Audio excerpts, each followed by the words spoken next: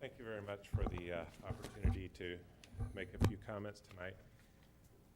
One remark that I'd like to make, just because it was what was being discussed here at the end, is I think that data, published data, would support the idea that ethnicity has nothing to do with education when separated from socioeconomic status. And I can provide papers that talk about this.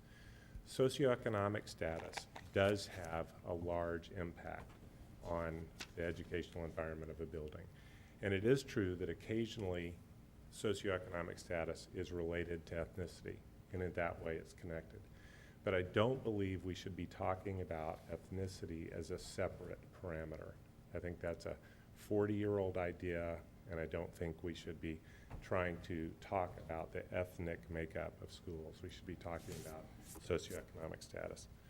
Anyway, the main thing I want to talk to you about tonight is that we have an urgent problem with the curricular inequality between our two high schools that is related to the number of sections of instruction at the two schools. And this affects the number of sections of various kinds of courses that are available in the two schools. City High will have a 7% smaller faculty this fall than it did last year. And it's because we have this 20-to-1 student-teacher ratio thing that we apply religiously in our district. I was bothered by the remarks that were made recently, made tonight, that said people want to move other people's kids. You know, I don't want to move anybody's kids. I want to have the same curriculum available at our two high schools. That's what I want. So I'm going to suggest something that we could do, and I'm pretty serious about this. I think we should take, City High was built for 1,600 students, West High was built for 1,800 students. So I think we should put 16/34 of the FTEs at City High School and put 18/34 of the FTEs at West High School and have open enrollment while you guys adjust the elementary boundaries. Okay? And if people, just want to wear a certain color letter jacket to the point that they want to have 45 kids in the school, in the classroom, it's fine with me. So the thing that we're talking about is we're saying moving other people's kids. What about moving other people's teachers? Okay? Every time 20 people move across the river, a teacher follows them.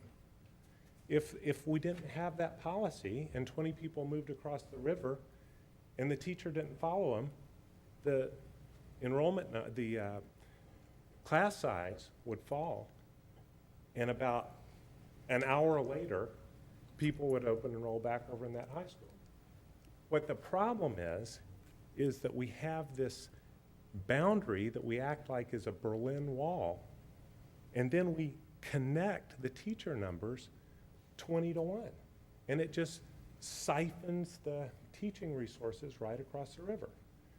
So we got to do one of two things. Okay, we have 932 people, taxpayers in this district, that signed a petition that said this is a serious problem and we need some help with it now.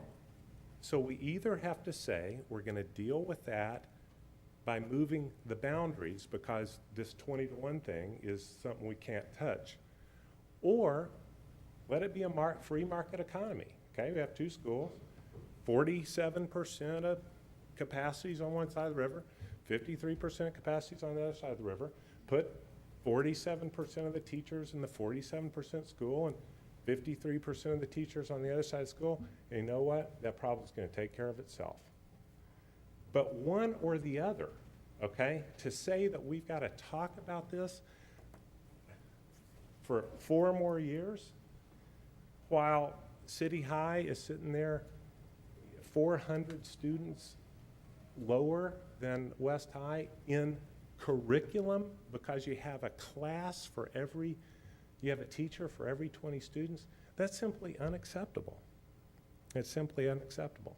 So, in summary, I'm just saying that this is an urgent problem. I do not disagree with the idea that the elementary problem is also an urgent problem. I do not disagree with that.